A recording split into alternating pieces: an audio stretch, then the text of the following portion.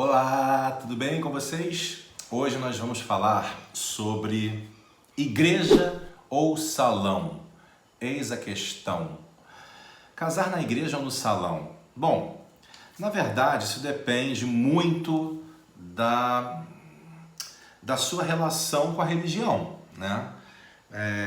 Existem noivos que são bastante religiosos, outros nem tanto. Quando você fica noivo, né? Quando você fica noiva, geralmente a ideia é que você pense então na data do seu casamento. E se você for uma noiva tradicional, com a família tradicional, imagino eu que você vai querer casar na igreja. Então é muito importante que você comece a ver isso com rapidez, pois por incrível que pareça, as igrejas elas acabam tendo suas agendas muito rapidamente preenchidas.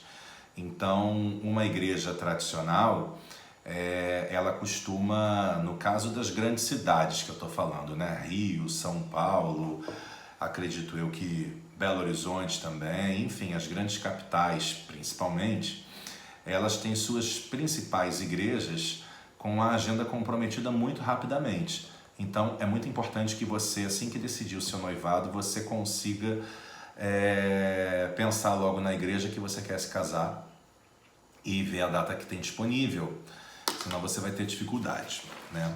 Agora, essa questão de casar na igreja, ela interfere em algumas coisas. Por exemplo, a parte financeira. Sim, casar na igreja custa mais caro e também tem mais burocracia. Como assim? Custa mais caro por quê? Primeiro que você paga para casar na igreja. Existe uma taxa de utilização da igreja.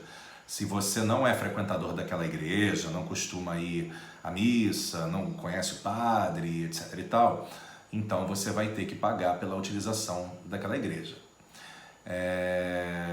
E varia, pois tem igrejas que têm até 3 horários disponíveis para o casamento, né? Vamos supor, tem o horário das 6, das 7 e das 8. Já tem igrejas que são só 2 horários e tem igrejas que fazem só um casamento por dia, não mais do que isso. Então, tem a possibilidade de você pagar por todos os horários para que você fique exclusiva. Qual é o motivo disso? O motivo disso é quando a noiva ela não quer correr o risco de dividir as despesas e decisões da decoração, de todo fornecedor que vai ter que ser contratado para a realização da cerimônia naquele dia. Vamos supor, tem uma igreja aqui no Rio de Janeiro que é muito disputada, chamada Nossa Senhora do Carmo, que é linda, fica na 1º de março, no centro da cidade. Essa igreja ela tem 2 horários disponíveis, tem o das 18 e tem o das 20 horas. Se você ficar com as 18 horas, a noiva das 20, vocês vão ter que conversar entre vocês sobre as flores, por exemplo. Então vocês têm que entrar no entendimento, tanto de quantidade, do estilo, como também da cor, né? Do fornecedor. Tem fornecedores mais baratos, tem fornecedores mais caros. E decorar uma igreja não é tão barato.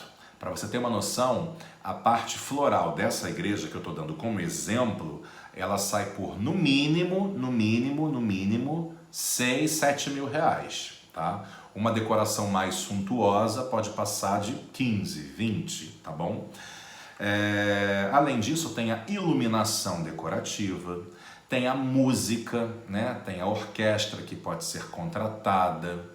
Tem uma série de detalhes, tem aquele toldinho que geralmente coloca na parte de fora da igreja para o caso de chuva, né? A noiva desceu do carro, ela está ali protegidinha, né? Até realmente acontecer a entrada dela. Então, tem uma série de detalhes que devem ser levados em consideração. Além disso, das despesas da decoração, que podem ser somente suas ou vão ser divididas com uma outra noiva, e para isso vocês vão ter que entrar num acordo. Existem também as burocracias, porque para você casar nessa igreja, você tem que providenciar uma série de documentações. Tem a ver também com a localização da sua residência, Então, já que você não vai casar naquela paróquia, você tem que transferir a documentação para a igreja onde você vai casar. Tem umas burocracias assim. E tem o curso de noivos também, que vocês vão ter que fazer para poder casar. Então, tem todas essas questões, né? A questão da igreja tem muito a ver com tradição, né? Com romantismo, com sonho, a noiva que sonha entrar dando o braço para o pai e esperando aquele momento da abertura das portas, que de fato é muito bonito, né?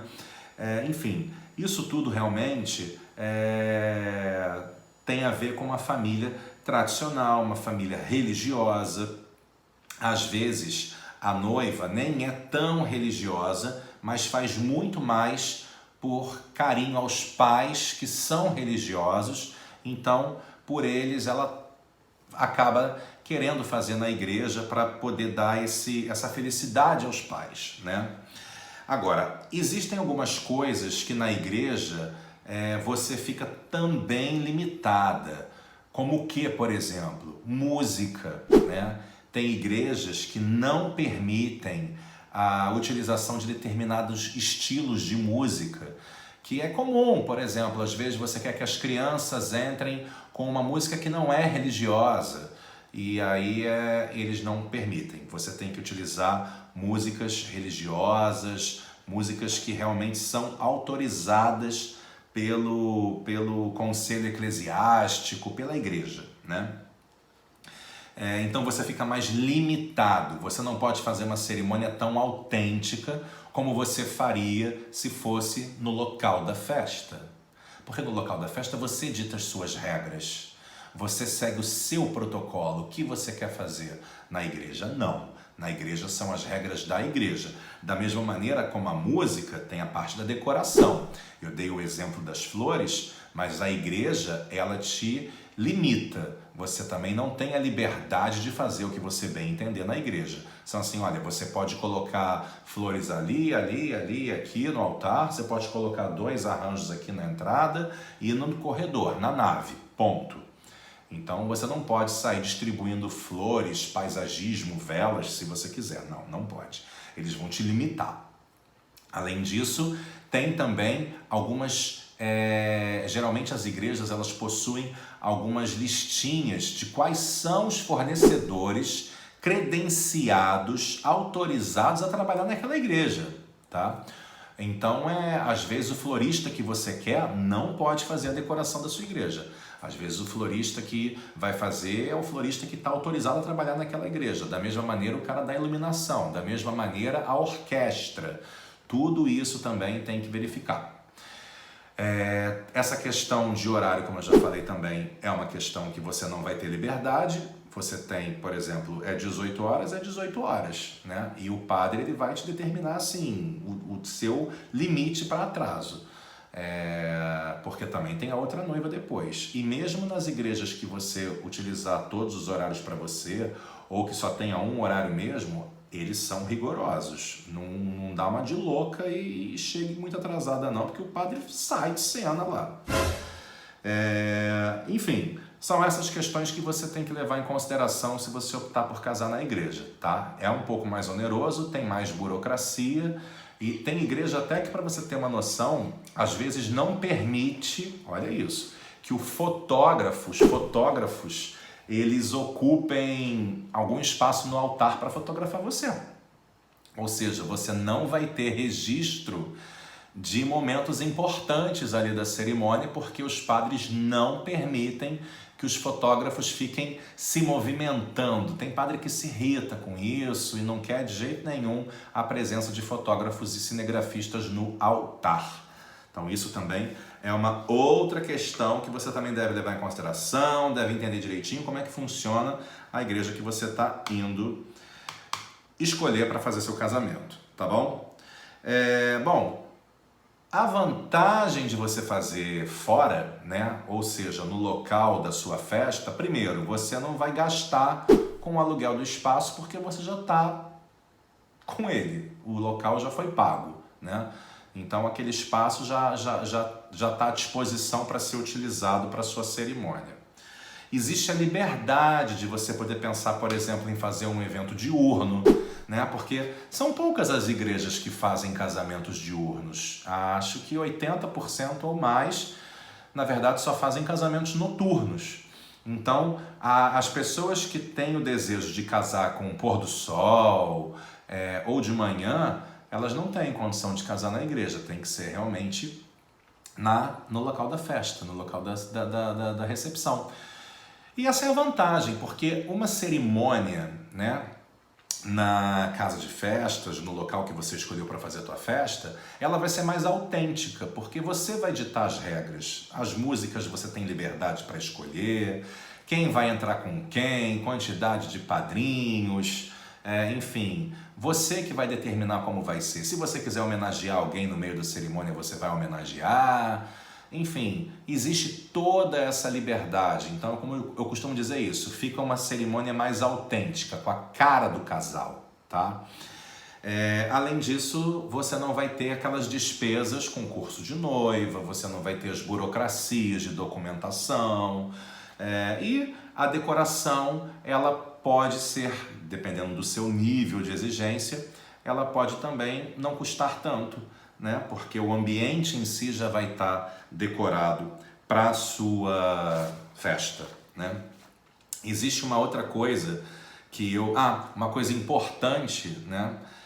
Para quem gosta muito da ideia de ter um padre celebrando a cerimônia, dificilmente casando no local da tua festa vai ter essa possibilidade. Então você vai ter que escolher um amigo ou um parente ou contratar um celebrante para poder fazer a tua cerimônia, né? A grande vantagem dessa questão de você fazer, na minha visão, de você fazer uma cerimônia no mesmo local da festa é a logística, porque todos os convidados, obviamente, vão preferir, né, ir para um único local. Além deles, os fornecedores também vão adorar. Eu mesmo passei o meu segundo casamento que eu fiz, eu passei por um perrengue que a gente não vive só de acerto, né? Eu fiz um casamento aqui no Rio de Janeiro que foi na Capela Real e de lá a gente saiu pro MAN. E eu não sei porque o meu motorista, quando eu saí da igreja, é aquela correria, porque a gente tem que chegar antes dos convidados na festa. Claro que você tem uma equipe no local da festa já preparadíssima, a gente se comunica, tipo, acabou aqui, se prepara que os convidados vão começar a chegar. E óbvio que tem aqueles convidados que não vão à igreja e já se antecipam para a festa logo. E aí é uma questão de negociar, tem noivas que permitem que a gente já libere a entrada deles, mesmo antes da gente ter o término do casamento, né? E tem noivas que não, que falam, não, pô, cara de pau, eu quero que vocês liberem depois que terminar o casamento na igreja, daí se alguém chegou antes, o problema é dela, ela vai ter acesso à festa só na hora que for autorizada mesmo. E era um caso desse, a noiva, ela tinha pedido para só liberar o acesso dos convidados quando de fato o casamento acabasse. Então eu imediatamente me comuniquei com a equipe, falei, olha, o casamento acabou. Eles, olha, já tem bastante gente aqui, então a gente vai liberar. Eu falei, cara, beleza, estamos a caminho. E nessa do estamos a caminho, o meu motorista, com mais 2 pessoas da minha equipe, mais o restante que estava em outros carros, errou o caminho. E eu não sei como ele conseguiu fazer isso, porque era ridiculamente perto. Eu só sei que eu levei um tempão, porque peguei trânsito, estava chovendo. Pensa em tudo que pode dar errado, deu errado. Foi desesperador. Eu cheguei depois da noiva no local da festa. Errou! Então, assim, essa questão da logística, ela é interessante para todo mundo, até para os fornecedores, porque é muito mais seguro a gente estar já lá no local da festa depois da cerimônia. Mas eu acho que de uma maneira geral todo mundo prefere, né? Essa questão, então, é uma coisa positiva. Mas, por outro lado, eu costumo dizer o seguinte, eu falo isso para formatura, eu falo isso para casamento, eu falo isso até para aniversário. Você tem que fazer o dia que você quiser, sabe? Aonde você quiser, com a distância que você quiser. Porra, a ideia é você casar uma vez, né? A ideia é que você case uma vez só. Não é meu caso, mas a ideia é essa. Pô, a pessoa não pode se programar para ir no teu casamento, no dia, no horário, no local que você Claro que tem que ter o bom senso, o famoso bom senso, alô noivas sensatas, mas eu não critico quem quer casar na igreja no centro da cidade e fazer a festa num outro local que também é apaixonada por aquele local e é distante, não critico. Mas é óbvio que é muito melhor você casar ou próximo, né? A distância ser curta, ou no mesmo local. Beleza? Acho que é isso. Espero que vocês tenham gostado e a gente se vê no próximo vídeo. Um beijo, tchau, tchau.